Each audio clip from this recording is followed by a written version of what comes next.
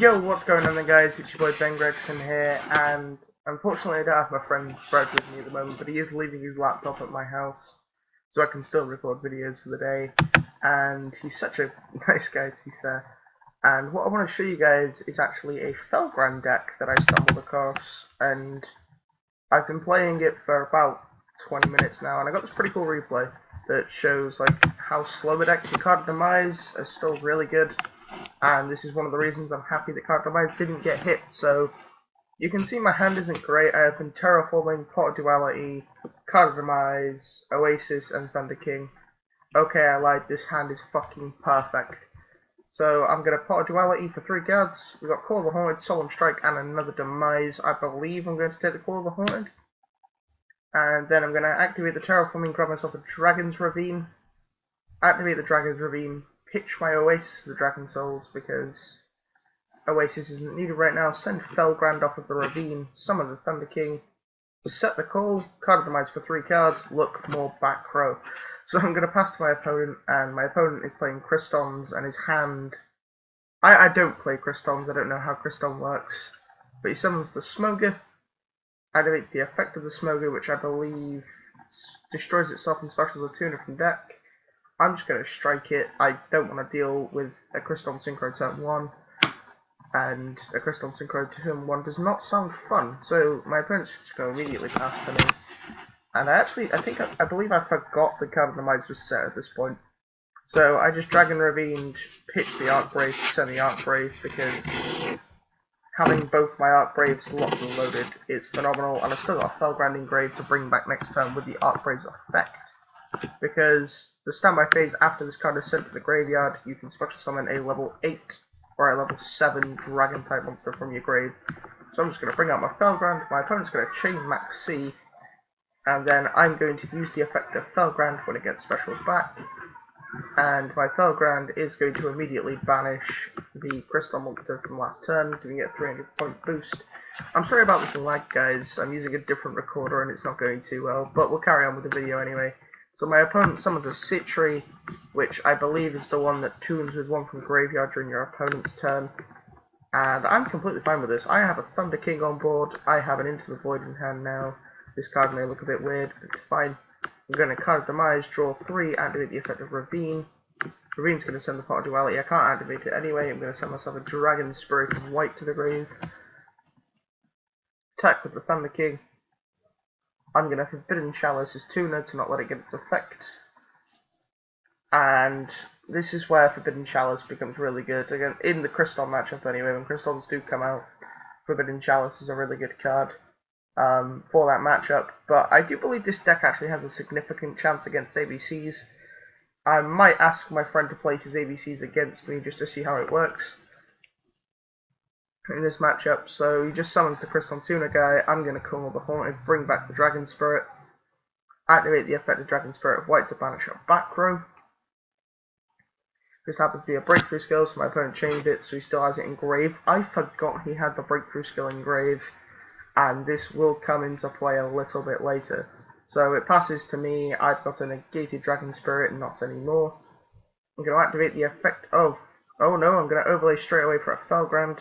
Then I'm going to use Dragon's Ravine's effect to pitch a Morphage Goliath. Then I'm going to bring back, I believe, Archbrave, and then I'm going to bring back another Archbrave after banishing his field spell. And then I believe I overlay for Dracosac. The reason I went for Dracosac here is because I can get another Archbrave engraved for next turn, and I'm going to have the space to summon it because I'm going to use one of my tokens to blow up a back row. Because he's going to activate Call of the Haunted and bring back its tuner. And actually, a ruling that I was very unclear about got cleared up. So if you Felgrand a monster to negate its effect and it was summoned by call, if you go to pop the call, the monster isn't destroyed because of Felgrand's effect stopping it from being destroyed. So yeah, that's pretty irrelevant. So I'm just going to attack with the Felgrand into Citrine. And then I'm going to attack with the Thunder King into Rion.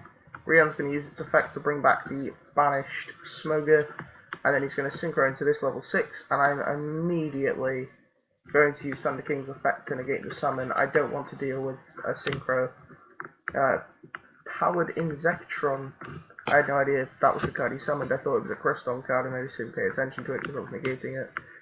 So Archbrave's going to bring out a Morphage Goliath, which will lock him out of his extra deck as well. But here comes a breakthrough skill, so he can still use his extra deck for one turn. He's got one turn of extra deck, and he adds Crystal entry, summons a Quillbolt, and passes the turn. No, he attacks into my token because my token needs to die apparently. So he attacks into my token, and I just ejected the disc on the laptop. So he passes back to me. I top like a Foolish Burial, so you know, standard stuff. Dracosack's effect. I'm actually going to blow Dracosack out, so I can get my other Archbrave Engrave without summoning tokens. So he's going to activate Crystal Entry to bring out Citri, and I believe that is Quone?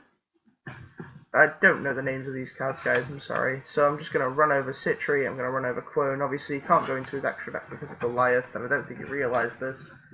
So Goliath is completely shutting his deck down, which is why this card's just a good one-of in a deck like this. So I'm going to use Archbrave's effect. Archbrave's going to get me Felgrand back, and then I'm going to banish the Inzektron Engrave with the Felgrand and attack into the Quillbolt. Oh wait, he quits. So yeah, that's Felgrand for you guys. Like, Felgrand is really fun.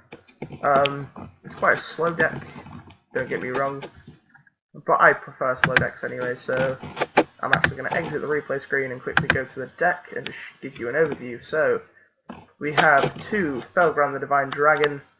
When this card is special summoned, banish 1 monster your opponent controls or in their graveyard. And when it does banish it, it gains 100 times its level. And if this card does ever get run over, if this card does destroy an opponent's monster by battle, you can target 1 level 7 or 8 monster in your graveyard except Divine Dragonlord Felgrand and special summon it. So yeah, then we have 1 Archlord Christia. Archlord Christia is a Vanities that can be brought back from Felgrand, it can be brought back from Soul Charge, it can be brought back from our Triple Oasis and our Triple Claw of the Haunted. That's why it's here. That's what the other reason a Foolish Burial is ran. Then we have 1 Goliath to lock up basically to Domain of the Monarch for our opponent. 1 Dragon Spirit of White is essentially our MST. 2 Archbraves, in my opinion, the best cards in the entire deck, because without these 2, this portion of the deck wouldn't work. I mean, there's only 9 monsters, but still. Then 2 Thunder King Ryo. Thunder King Ryo is an amazing card. It's never stopped being an amazing card. Then we have 1 Gospel of Revival. I tend not, it's Return of the Dragon Lords, but I tend not to actually use its first effect. It's more its second effect I use to protect my monsters from card effects when it's sent to the grave, because usually you'll send it to the grave off Demise or into the Void, which you don't mind doing. Then 1 Raigeki. Raigeki's a really good card for this deck because you prefer going first, and if you're going second, you want to clear your opponent's board before you start making your own. 2 Dragon's Shrine, it's essentially a Foolish Burial, and also the other reason you run Dragon Spirit of White is to get 2 Foolishes off of it. 1 Soul Charge, because you're playing a deck full of level 8, why not? 3 Card of Demise. Card of Demise is a really good card. 2 Terraforming and 2 Dragon's Ravine. Dragon's Ravine is another card that makes the deck sort of cycle through its cards quite quickly. And also it forces your opponent to waste their MSTs on a Dragon's Ravine when really you've only got 5-6 targets to send with Dragon's Ravine. So 1 Foolish Burial to send the Christia or any dragons you need. 3 Into the Void. Draw a card, pitch your hand, get these live again. Triple Pot of Duality, pretty standard in any Card Demise deck. I might cut this to 2 and put in a 3rd Chalice, I haven't decided yet. 2 Forbidden Chalice, 1 Vanity's Emptiness, 3 Oasis, 3 Claw of the Haunted, 2 Solemn Strikes, and a Solemn Warning. And then for the extra deck we are running 1 Dark Matter, 1 Full Armor, 1 Dragluon, 1 Galaxy Eyes Cypher Dragon, 1 Hope Harbinger, 1 Tachyon, 1 Heliopolis, 2 Felgrand, 2 Alcei, 1 Dracosack, 1 Big Eye, 1 Castel, and 1 Abyss Dweller.